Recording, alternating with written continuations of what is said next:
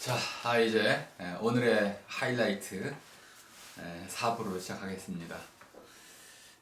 제목이 좀 멋진 것 같습니다.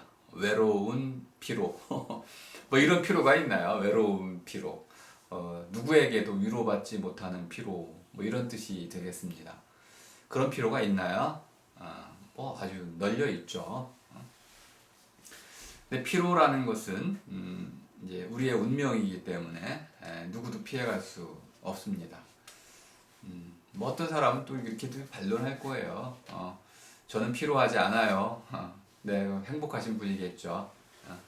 그래서 일반화시킬 수는 없지만은 어쨌든 이렇게 누구 물음에서 이제 하나의 답을 찾기 위한 과정 길에서는 오늘날 우리가 살아가는 모습 이제 앞으로 또는 이제 한 20년 뒤까지 여러분이 자신의 모습을 또 미루어 보셔야 되니까 과연 이런 피로를 우리가 하나의 알약 하나를 먹고 완전히 날려버릴 수 있을까?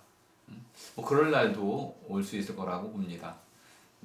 하지만 미래가 어떻게 될지는 아직 잘 모르겠습니다. 이제 지구 온난화와 같은 이러한 재난, 기후 재난들이 어떤 변수를 가져올지 알 수 없겠고요. 또 그걸로 이제 말미암아서 벌어질 수 있는 이제 식량 위기라든지 그 식량 위기가 불러올 전쟁과 같은 전염병 이런 것들. 그래서 우리의 그 앞날은 그렇게 그 아름답지만은 않아 보입니다. 그리고 한편에서는 이제 부의 양극화는 더 극단적으로 강화될 위험이 좀 크고요. 이런 문제들을 우리가 알고 있으니까 알고 있다는 것은 좀 풀 수도 있다는 걸 뜻하기 때문에 우리가 어떻게 이것을 대응하느냐에 따라서 오히려 이제 미래가 우리의 손에 달렸다 이렇게 말할 수 있을 정도로 우리의 책임이 현재 우리의 책임이 막중하다 이렇게 말씀드릴 수 있겠습니다. 그 외로운 피로와 이제 우리 피로를 제가 좀 비교해서 설명을 좀 드릴 텐데요. 자, 외로운 피로라는 것을 일단 설명하려면 기본적으로 오늘날 우리 사회가 성과 사회다라는 걸 여러분이 좀 받아들일 필요가 있습니다. 성과 사회는 이제 해내기라는 말로서 이해를 해내야 되고요. 해내기라는 것은 프로젝트라는 풀어내기, 어떤 주어진 당면한 문제를 또는 우리가 이제 해보자 하는 어떤 그 과제 또는 업적 이것 또는 뭐 예를 들어서 우리가 한국이 이제 그 달나라에 가고 싶어 하잖아요. 그러려면은 독자적으로 이런 이제 인공위성 발사체 기술을 가져야 되고 뭐 이런 여러 가지 문제들이 있잖아요. 이런 문제들을 하나의 이제 풀어야 할 과제로 놓고 그것을 풀어내는 것, 이게 프로젝트라고 말씀을 드렸습니다.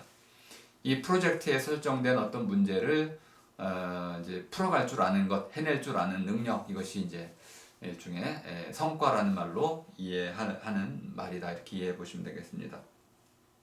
그러니까 우리는 그 프로그램 사회 속에서 끊임없이 그 프로그램 하나의 살아나감의 어떤 그 차례가 요구하는 그 단계마다의 과제들을 하나의 프로젝트로 받아들여서 그것을 제대로 해낼 줄 아는 능력을 갖게 됩니다. 그 능력을 가지면 다음 단계로 넘어가게 되고요. 근데 그 다음 단계로 넘어가면 또 다른 프로그램과 또 다른 프로젝트가 눈앞에 펼쳐지게 되죠. 그럼 우리는 또다시 거기에 또 적응해야 되고 그 적응해가지고 결국 거기에 맞는 해낼 줄 아는 능력, 힘을 또 기르게 됩니다. 그러니까 이러한 성과 사회라는 것은 해내기로 이루어진 모아리는 끊임없이 시스템에 의한 강제가 주어지는 사회입니다. 시스템 강제가 주어지는 사회. 그러니까 누구도 그 시스템에서 벗어날 수 없습니다. 시스템이라는 것은 집을 지을 때 기둥의 짜임새를 말하는 것입니다. 기둥 짜게, 기둥들이 짜여놓은 짜임새, 기둥은 이렇게 저렇게 바꿀 수가 있는데요. 기둥이 바뀌면 벽도 바뀌는 것이고요. 지붕도 바뀔 수 있는 겁니다. 이렇게 시스템이라는 것이 우리를 떠받쳐주고 있는 우리 사회를, 우리 삶을, 우리 모아리를 떠받쳐주고 있는 기둥과 같은 것들을 의미하는 것인데 이것이 바뀌면 우리 삶은 전반적으로 바뀌게 됩니다. 근데 오늘날에는 거듭거듭 새로워지는 모아리 자체의 그 모임의 방식이, 모여살이의 방식이 아주 끊임없이 바뀌고 있는, 예, 혁신의 시대입니다. 이 혁신의 시대에는 결국 우리는 날마다 무엇인가 새로운 것을 배워 나가야 된다. 이 배움의 어떤 과정에서는 왕도라는 게 없습니다. 그래서 어떻게든 접하고 경험하고 그것을 자기 것으로 만드는 이런 길밖에 없잖아요. 스스로 그것을 해내는 길밖에 없기 때문에 배운다는 것은 결국 스스로 해내는 것이고 몸에 익히는 것이니까 다른 길은 없잖아요. 그렇다면은 날마다 이렇게 우리가 배워야만 한다면 날마다 해낼 줄 아는 힘을 길러야 되고 갈고 닦아야 되고 끊임없이 우리는 이런 일 가운데서 살아갈 수밖에 없는 거죠. 오늘날 사람들은 아마 그 옛날 사람들보다 무엇인가 해내는 일들은 더 많을 것입니다. 근데 오늘날 사람들, 오람들이 지난날 사람들보다 말이 좀 이상한가요? 지난날 사람들보다 더 자유롭다 이렇게 말할 수는 없을 것 같습니다. 어쨌든 자유의 문제와 오늘날 우리가 해내기 일의 문제는 좀 다르다라는 것입니다. 그렇기 때문에 오늘날 우리는 주어진 법률 체계 안에서 과거의 사람들보다는 훨씬 많은 자유를 만끽하고 있는 건 사실입니다. 그럼에도 불구하고 우리가 이렇게 해야 할 일들이 너무나 많아지고 있기 때문에 실제로 쉴 수도 없고 쉬는 것 자체도 모두가 다 일이 되어버렸으니까 진정으로 평안한 쉼을 누릴 수 있는 기회는 거의 사라졌다고 볼 수 있겠습니다. 그래서 많은 사람들이 도핑, 약물 중독의 유혹에 이제 빠져들고 맙니다. 이 유혹에 한번 넘어가면 헤어나기가 참 어려운데요. 아주 사회적으로 용인된 약물이 하나 있죠. 담배. 이런 것들이 많은 사람들이 건강을 위해서 금연하고 있지만은 또 그만큼 많은 사람들이 청소년, 특히 여성 흡연들이 많이 늘고 있잖아요. 그만큼 우리 사회가 요구하는 여러 가지 이런 쪼임의 스트레스, 이거 너무나 커지고 있기 때문에 그런 중압감 때문에 많은 사람들이 약물로 이렇게 이제 빠져들게 되는데 대개 이제 약물을 잘못 쓰게 되면 처벌받으니까 좀 약간 공인된 약물, 술이라든지 또는 이제 이러한 담배라든지 몇 가지 이런 것에 좀 의존하게 되는 거죠. 그래서 이런 것들은 바람직하지는 않은데요. 자, 그럼 이제 이러한 오늘날 현대인들이 갖고 있는 이런 성과 중심의 이런 사회에서 우리는 어떤 지금 삶을 살아가고 있는가? 아주 단적으로 말씀드리자면은 이게 이제 사르트르가 얘기한 메두사의 눈과 연결시켜 보자면 타인의 눈, 나를 감매기만 눈, 이 타인의 눈이 거의 감겨버렸어요. 다른 사람이 보든지 말든지 상관없어요. 마을 공동체의 이러한 도덕성이라는 것이 지금 작동하지 않습니다. 윗어른이라는 어른의 어떤 눈이라는 것도 사라진 셈이죠. 거의 사라졌습니다. 메두사의 눈은 이렇게 거의 감겨버린 상태고요. 그래서 사람과 사람 사이에 인정과 사정의 이런 끈 이런 것들도 거의 끊겨버린 상태이고요. 사람들은 저마다 마치 섬처럼 살아갑니다. 사람들은 철저히 외롭죠. 이 외로운 어떤 현상 때문에 오늘날 우리들은 더 끊임없이 더 적극적으로 SNS에 매달리게 됩니다. 오늘날의 사람들의 피로는 그래서 외로운 피로입니다. 오람들은 날마다 일의 노예로 살아갈 수밖에 없습니다. 일이 없으면 우리는 이미 아까 말씀드린 대로 결국 다른 사람과 이제 다른 사람으로 전락하게 되는, 그래서 메르소의 운명을 우리가 걷게 됩니다. 너무 두려운 일이죠. 그래서 우리는 끊임없이 일을 해야만 되고요. 그 일을 통해서 자기의 값을 증명해야 되고, 그걸 통해서 다른 사람들과 같아지려고 노력을 해야 되는 것이죠. 이럴 때 우리가 실제로 삶을 살면서 행복해지는 유대감, 또는 살맛 나는 행복, 살맛 나는 삶, 그리고 스스로를 넘어서는 이런 초월감 이런 것들은 거의 다시 말하면 나다움을 위한 일 이런 것들은 거의 까맣게 잊고 살게 됩니다. 저는 이 개인이란 말을 못 나눔이라고 바꿔 쓰고 있는데요. 필요한 개인, 이 필요한 못 나눔이들은 이 못 나눔이이기 때문에 결국 자기 분열적인 상태로까지 발전하게 됩니다. 그들은 이 피로를 풀 수가 없어서 결국 자기 안에 채증으로 이제 남게 되죠. 그런데 이 누군가의 피로는 다른 사람들에겐 아무 관심도 이제 얻지 못하는, 누구도 그의 피로에 관심을 갖지 않는 그러한 그 사람 혼자만의 피로인 것입니다. 제가 이렇게 표현을 해봤는데요. 이쪽에는 나의 피로가 있고 저쪽에는 너의 피로가 있을 따름이다. 피로는 따로따로 나뉘어 발생한다. 좀 이상하죠, 그죠? 근데 이것이 우리 주인과 노예의 관점 한번 보겠습니다. 주인은 노예의 피로를 전혀 아랑곳하지 않습니다. 모른 척하는 거죠. 모른 척한다. 모른 척할 수 없다라고 하면 도덕이 생겨나는 겁니다. 근데 모른 척해도 그만이다 하면 도덕이 무너지는 겁니다. 오늘날 우리는 마을에서 서로 모른 척하면서 지나갑니다. 스쳐 지나가죠. 심지어는 간단한 인사조차도 하지 않고 지나갑니다. 이게 바로 우리에게는 이렇게 모든 사람이 서로 못 나누는 이런 삶으로 이제 살아가고 있다는 것을 이제 보고 있습니다. 그러니까 피로라는 것은 결국 아까 지쳐 시듬이라고 제가 새로 말을 만들어 봤는데, 피로는 결국 우리에게 무엇을 이제 요구하냐면 쉬고 싶은 욕망만을 키웁니다. 내가 필요하다 그러면은 쉬고 싶다. 그러면 사람이 살아가는 이 삶의 모습은 결국 일과 쉼이라는 두 가지로 쳇바퀴가 돌아갑니다. 그리고 그는 이웃 사람이 지나가도 인사하지 못하고요. 누군가 곤경에 처해도 그를 모른 척합니다. 사람으로서 살아가야 할 사람 노릇을 못하게 되는 것이죠. 그러니까 피로라는 것은 비인간화의 원천입니다. 우리가 흔히 그런 말 많이 합니다. 심리학자들이 사람을 도와주지 못하는 이유는, 사람이 사람을 도와주지 못하는 이유는 시간이 없기 때문이다. 도와주고 싶은 마음이 없어서가 아니고 할 일이 너무 바빠서, 약속 시간이 바로 있어서, 이렇게 자기에게 주어진 어떤 책무, 의무가 있어서, 해야 할 일이 있어서 그 일을 해야 하기 때문에 남을 도와줄 시간이 없는 거죠. 저마다 자기에게 주어진, 자기 발등에 불이 너무나 급하기 때문에 다른 사람을 돌아볼 여력이 없는 거죠. 그래서 따뜻한 말 한마디조차도 건네지 못합니다. 심지어는 자기 자신에게도 그 말을 못합니다.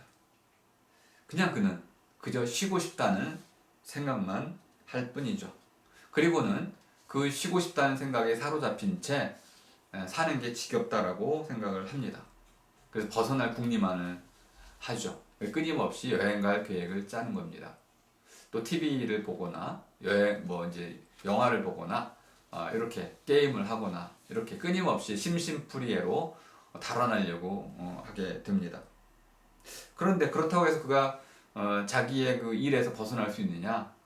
벗어날 용기도 사실은 없다고 봐야 되겠습니다. 그러니까 이 피로는 다른 사람과 사람들 사이를 서로 이렇게 떼어놓는, 사람들을 저 혼자 따로 떨어져 있게 만드는 어떤 힘이라고 볼 수 있겠습니다. 저는 이렇게 표현을 했습니다. 피로는 외롭게 만드는 폭력이다. 피로는 우리 사람들을 외롭게 만들 뿐만 아니라 가장 중요하게는 다른 사람들을 모른 척하게 만든다. 필요한 사람은 남을 모른 척하게 된다는 겁니다. 그로써 나다움은 잃어버리게 됩니다. 내 마음속에 품고 있던 다른 사람과의 유대감, 사랑, 존중, 존경, 그리고 서로 간의 이러한 봉사, 희생, 그리고 내가 원래 갖고 있었던 원대한 꿈, 이런 것들을 다 가지치기에 잘라내 버리기 때문에 나다움이라는 것은 이미 허물어지고 만 상태죠. 근데 오늘날 아이러니하게도 노동시간은 점점 줄어들고 있습니다. 일은 더 많이 해야 되는데 노동시간은 줄고 있습니다. 근데 이것이 또 다른 의미에서는 우리에게 새로운 프로그램화라고 볼 수 있겠습니다. 자동화나 AI 이런 것들, 키오스크라든지 이런 방식으로 우리 삶의 편리를 도모하는 사람과 사람 사이에 이 접촉을 멀리하게 되는 비접촉, 언택 테크놀로지라고 하는 이런 이제 온택 또는 언택 이런 방식으로 사람의 이런 외로움을 좀 더 부추기면서도 점점 더 생산의 효율성을 높이는 이런 방식으로 우리 경제계가 발전해 가고 있고 그거에 따라서 문화도 달라지고 있는 겁니다. 그렇다면 이렇게 사람들이 새로운 이러한 프로그램에 맞춰서 마치 배 위에 바다 위에 떠 있는 배들처럼 계속 출렁거리면서 그쪽 방향으로 흘러가게 될 수밖에 없는데 노동 시간이 줄어들면 결국 사람들은 더 유대감이 깊어질까요? 아니면 그 줄어든 만큼의 시간, 여가 시간에 사람들은 결국은 자기들만의 여가를 즐기게 될까요? 그건 모르겠습니다. 아직 결정되지 않은 바이고요. 근데 적어도 앞으로 우리에게는 이러한 늘어나는 여가 시간을 통해서 아마 너와 나가 새롭게 한데 아우러질 수 있는 하나가 될 수 있는 그런 시간이 좀 더 늘어나게 되지 않을까 이런 바람을 좀 갖고 있습니다. 이럴 때 우리는 서로에게로 지치는 서로를 위해서 지치는 우리 피로라는 것을 갖게 될 수 있습니다. 내가 너를 위해서 봉사하고 너가 나를 위해서 봉사하고 우리 모두가 다른 우리를 위해서 봉사하는 서로가 서로를 살리는 방식으로 우리 필요를 느끼는 이런 삶을 살아갈 수도 있을지도 모르겠습니다.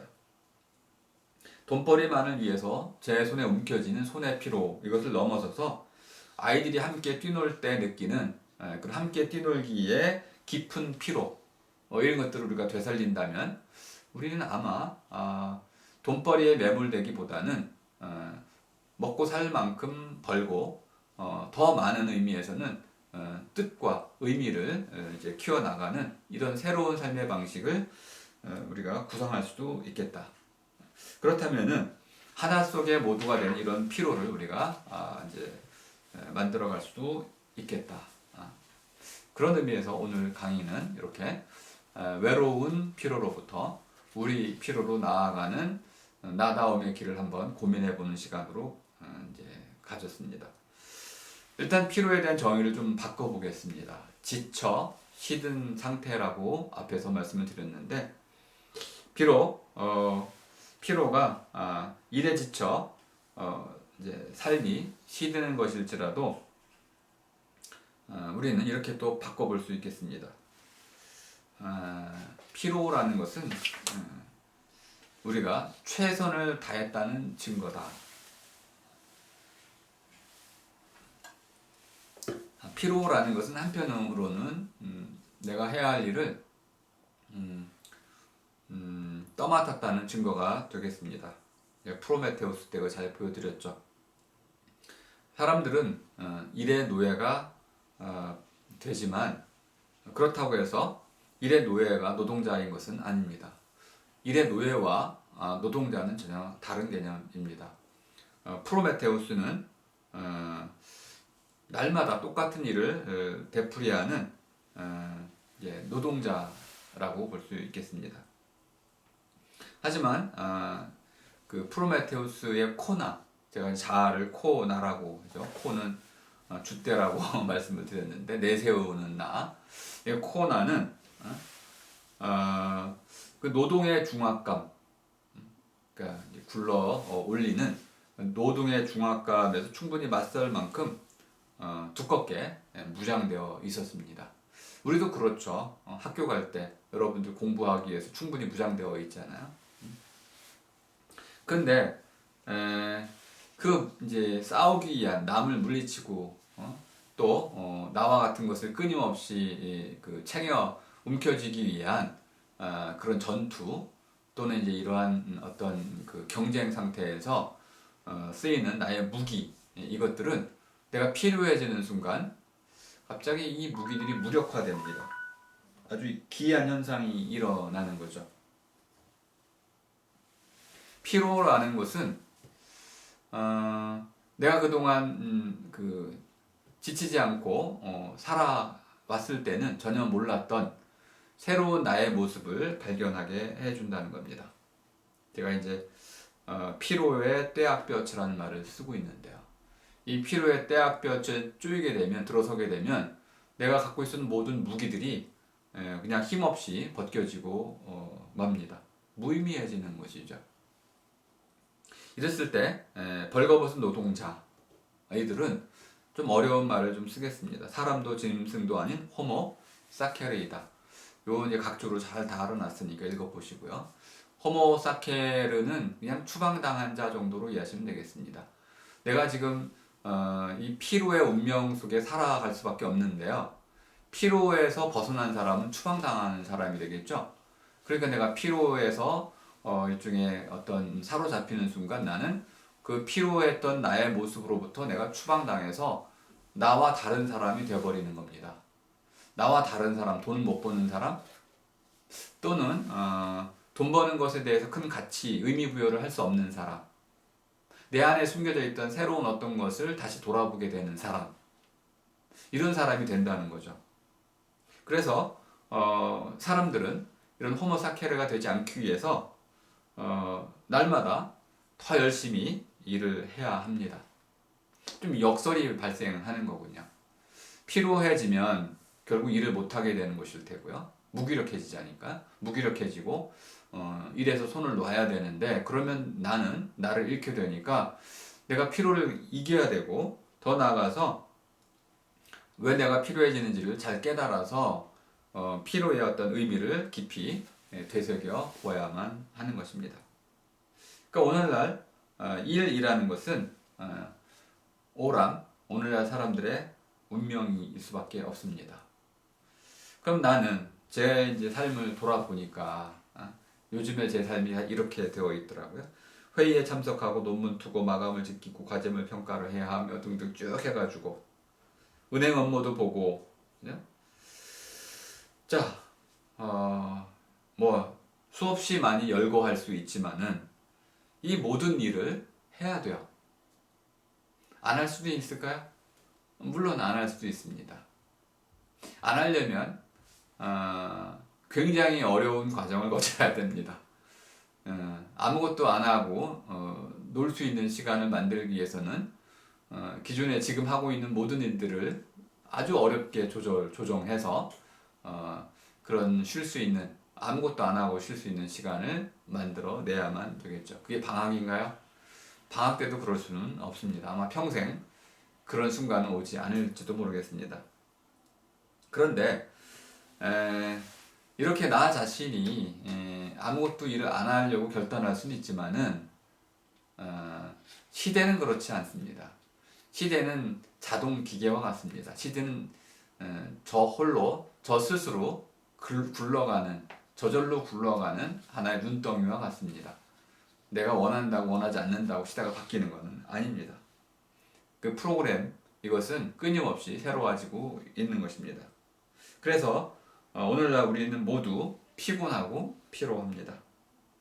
그렇기 때문에 우리는 이제 우리 세계가 이제 하나의 어떤 거대한 이제 그 피로 사회로 바뀌고 있다는 것을 잘 알고 있습니다. 우리는 이 피로 사회에서 우리를 피로하게 만드는 그런 정체가 무엇인지를 잘 살펴보아야 됩니다. 이제까지 말씀드린 걸로 이제 설명을 다시 드리자면은 내가 나다운 나 대신에 나와 같은 것들을 끊임없이 쌓아 올라오는 방식으로, 그러면서 동시에 내가 다른 사람들과 똑같아지기 위해서 끊임없이 무엇인가를 써서 없애는 방식으로 삶의 방식을 선택해 왔기 때문에 나는 밑빠진 독처럼 삶을 살아갈 수밖에 없었다. 그러면 이제 일단은 이런 삶을 잠깐 접어두고 가장 먼저 하셔야 될 것은 이 세계가 어떠한 방향으로 흘러가고 있는가, 이 물결의 방향이 이제 어떻게 이루어지고 있는지를 굽이 살펴볼 필요가 있겠습니다. 그리고 우리 그 물결 위에 일단 타야 됩니다. 그 물결을 거슬러서는 삶을 제대로 살아갈 수가 없습니다. 그 물결 위에 타고 그 다음에 우리의 그 피로의 운명을 잘 받아들이면서 그 일을 어떻게 즐거운 일로 바꿀 것이냐, 어떻게 보람된 일로, 의미 있는 일로, 그리고 나다운 나를 이루어갈 수 있는 일로, 써서 없애는 일이 아니고 한번 만들어지면 그것이 끊임없이 지속적으로 이어질 수 있는, 변함없는 그런 나의 밑바탕이 될 수 있는 그러한 일로 만들어 갈 것이냐, 그럼 우린 지치지 않습니다. 내가 하는 모든 일들이 나의 보람이자 또 나의 밑바탕이 된다면 나는 그 일을 평생 즐겁게 해 나갈 수 있을 것입니다. 자, 이럴 때 나는 하루를 이제 이상이 말하는 것처럼 잔뜩 살아갈 수가 있을 것입니다. 이때 피로는 내가 오늘 하루를 최선을 다해서 살았다는 것에 대한 증거가 될 것입니다. 피로한 자는, 이런 의미의 피로한 자는 자기가 최선을 다한 그 결과에 대해서 신과 운명의 모든 것을 맡길 것입니다. 그는 그 남은 일들에 대해서 절대 쪼임을 받지 않을 것입니다. 그러면서도 그는 자신에게 주어진 모든 일들을 스스로 떠맡으려 할 것입니다. 그는 모든 것에 활짝 열려 있습니다. 그는 자기의 삶에 지치고 그 일에 지치고 시들어가는 사람이 아니라 그렇게 지쳐 시들 수밖에 없는 자신의 삶의 운명을 이제 되돌아보면서 그 안에서 내가 이런 운명을 살아갈 수밖에 없다는 것을 담담히 받아들이고 떠맡으면서 나다운 나, 이것을 이루기 위해서 그때마다 자신이 할 수 있는 일을 최선을 다할 뿐 그 위에 다른 것들을 더 욕심내지는 않을 것입니다. 그래서 오늘 이제 그 피로사회 속 일벌레 살이라는 이런 제목을 갖고 나는 누구인가라는 이 물음에 대한 아무튼 제 나름의 대답을 조금 말씀을 드렸고, 다음 시간에 강의 내용을 조금 소개할 필요가 있어서 그 다음 시간에는 New Normal이라는 이거 뭐라고 번역해야 될지 모르겠네요. 일단 그냥 다 New Normal이라고 하고 있어서 New Normal 시대에 나는 누구인가라는 이런 물음을 갖고 또 제가 생각하는 그 나다운 나의 모습을 또 한번 소개해 보고자 합니다. 자, 그러면 다음 시간에 뵙겠습니다. 수고하셨습니다.